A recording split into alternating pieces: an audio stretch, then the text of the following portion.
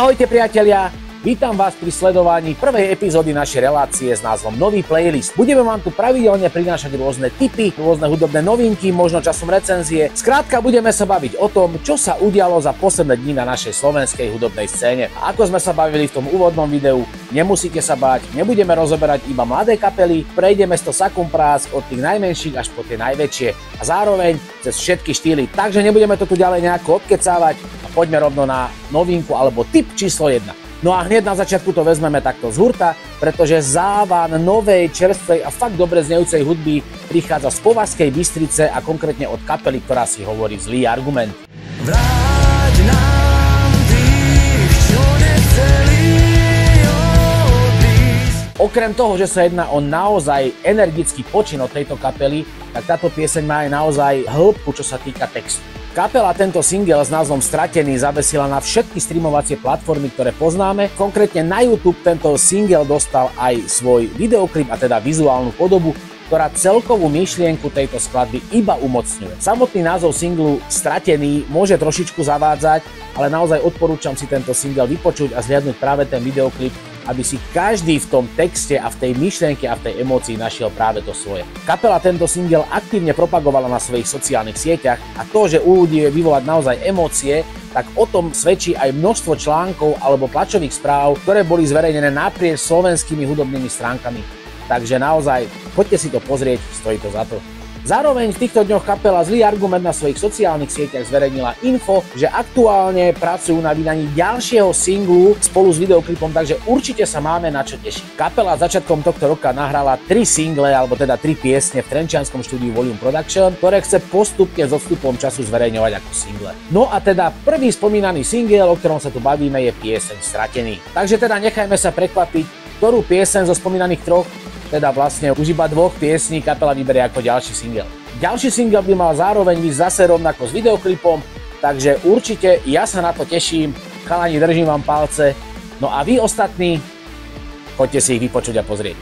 Máme tu novinku číslo 2 a tým je Melodic Hardcore z Bánoviec, Cold Blooded. Cold Blooded, Cold Blooded, Cold Blooded.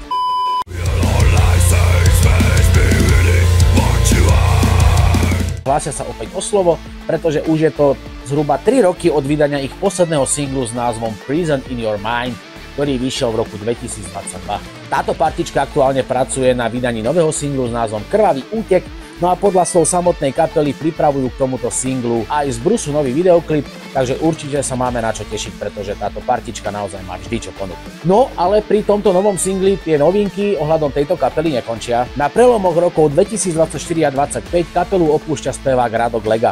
Kapela ale nezahála a zostavu takmer okamžite doplní, konkrétne už vo februári, nová posila na poste spevu, a to konkrétne speváčka, ktorá nie je v undergrounde absolútne žiadna novinka. Konkrétne je to spevačka Sima, ktorá vystupuje pod pseudonymom Anavrin Taylor a môžete ju poznať z rôznych kapiel, ako napríklad The Animals, Cyanide Heads alebo napríklad z projektu Bosorky. No a podľa slov samotnej Anavrin, kapela plánuje po tomto singli nahrať a vydať kompletne nový album práve so ženským vokálom, ktorý je dosť taký špecifický pre tento štýl hudby.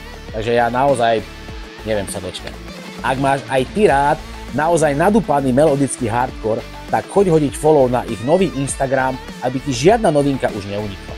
No a v tomto rokovom štýle trošku zostaneme, aj keď trošku uberieme, ale bude to stať za to, takže poďme na novinku alebo tip na nový playlist číslo 3. Novinka alebo teda tip na nový playlist s číslom 3 patrí kapele Vintage Boys.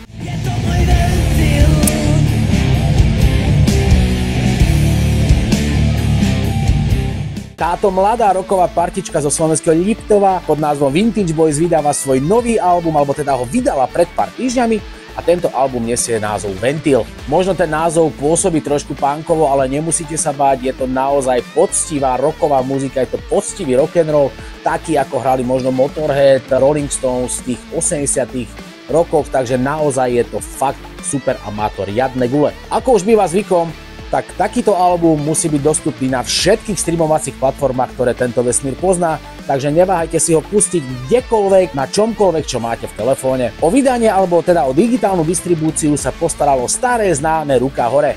Na hudobnú produkciu, mix a master sa postaral Andrej Kelčík. Neviem ako vy, ale mňa osobne veľmi teší, že stále na Slovensku vznikajú mladé kapely tohto štýlu, tohto nadúpaného rockového proste rangu, že naozaj bez akejkoľvek pretvárky ti nasolia z tých reprákov fakt čistú emóciu, úprimné texty, žiadne pretvárky.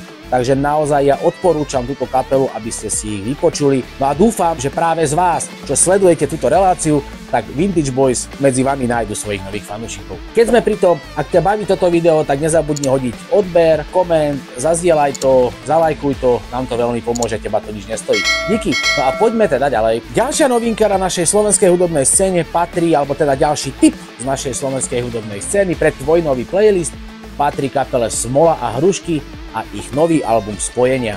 Je ráno 6:06 a ty hore bez.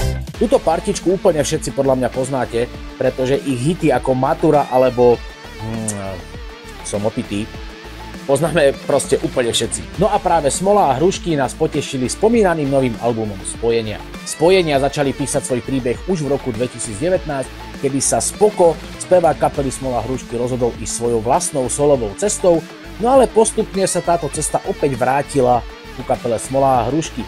No a práve z tohto Spokovho solového obdobia niektoré skladby našli miesto práve na tomto albume. Takzvané prepojenia, alebo teda spojenia sa nachádzajú aj medzi jednotlivými piesňami, ale najviac to budete cítiť medzi piesňami Segedín a Knedla. V obidvoch piesňach hosťuje aj Nasratá žena, ak nepoznáte, pozrite si, stojí to za to. Je to práve tá nasratá žena, s ktorou Smola a Hrušky spolupracovali už na predchádzajúcom albume s názvom Audiostatus. Album Spojenia je naozaj natlačený rôznymi hostiami a spoluprácami, ako už teda spomínaná Nasratá žena, Carmen Palbaláš, Peter Marcin, Lou Fananenhagen z kapely Tři sestry alebo Fast Food Orchestra. Samotné piesne častokrát odkazujú na kapely alebo na tvorbu kapiel ako napríklad Činasky, český spevák Single X, Medviedovci, alebo tu môžete postrhnúť aj odkaz na samotného Karla Gotta. Album Spojenia od kapely Smola a Hrušky je naozaj veľmi pestrý, čo sa týka významov textu, čo sa týka hudby, alebo teda samotných spoluprác a určite stojí za vaše vypočutie. Takže neváhaj, choď si pustiť nový album od Smola a Hrušky s názvom Spojenia. No a my poďme ďalej. No a my sa pomaličky blížime do finále a v tejto časti sa pozrieme na to, ako spojiť minulosť s prítomnosťou, pretože sa porozprávame o odkaze Karola Duchoňa. To, že Karol Duchoň je jedným z najväčších slovenských autorov pop music, sa nemusíme absolútne vôbec rozprávať, a ktokoľvek to proste slovenskú hudbu pozná, tak sa s Karolom Duchoňom, alebo teda s jeho tvorbou stretol minimálne 1000-krát. No a práve v posledných týždňoch dve jeho piesne, alebo teda dva jeho obrovské hity prešli takými, nazvime to, remakeami, alebo teda dostali nový šat a poďme sa na ne teraz spoločne pozrieť. Kali a Peter Pan predčasom zverejnili prerábku hitu od Karola Duchoňa s názvom Pre vás hrám. 15 rokov z moju bandu hrám, pre vás hrám, hlások dali Borajandu mám. No a táto prerábka je výnimočná tým, že aj keď sa jedná o taký moderný remake, tak v nahrávke sú naozaj použité reálne hlasy Karola Duchoňa, ktoré boli nahrávané niekde v 70. 80. rokoch. Podľa slov samotného Kaliho a Petra Pana nechceli do tejto piesne nejakým spôsobom moc zasahovať a tak sa snažili ju ponechať v čo najviac nezmenenej forme. Aj keď mnohí z vás na to môžu mať svoj vlastný názor, toto je vyjadrenie samotného Kaliho a Petra Pana. Predsa len je to remake a keďže Kali prerábal pieseň zo 70. rokov, tak by sa patrilo, aby tá pieseň mala vizuál dnešnej doby. Kali taktiež prezradil, že tento cover mal výsť už v decembri minulého roka, ale ako už to býva pri tých prerábkach, museli si počkať na rôzne autorské práva, aby bolo všetko tak, ako má byť. A preto ten cover vyšiel až tento rok. No a pri odkaze Karola Duchoňa ešte chvíľu zostaneme, pretože pred pár týždňami ďalšiu prerábku hitu od Karla Duchoňa priniesol tentokrát Adam Ďurica. Smiech zohreje ústa, smiech je náš dážď, žiaľ smedná pusta. Okrem toho, že pre Adama Ďuricu má táto prerábka naozaj veľmi veľký význam, pretože ňou vzdal hold práve Karolovi Duchoňovi, je táto prerábka, alebo teda táto pieseň, aj soundtrackom filmu Duchoň, ktorý má naplánovanú premiéru už na 31. júla tohto roku. Adam zároveň povedal, že to bola pre neho naozaj výzva, pretože potreboval zachovať silu toho odkazu, ktorú tá pieseň má v sebe, a zároveň, aby vytvoril niečo nové, čím osloví aj nové generácie. No a podľa slov samotného Adama je nová verzia hitu Čardáš dvoch srdc plná emócií, tanca a rešpektu k originálu. Nakoľko sú obe verzie, o ktorých sme si tu teraz rozprávali, či už od Kaliho a Petra Pana alebo od Adama Ďuricu, úplne žánrovo odlišné, budem veľmi rád, ak nám dáte vedieť do komentára, ktorá verzia je pre vás tá lepšia a ktorá verzia sa podľa vás viacej podarila.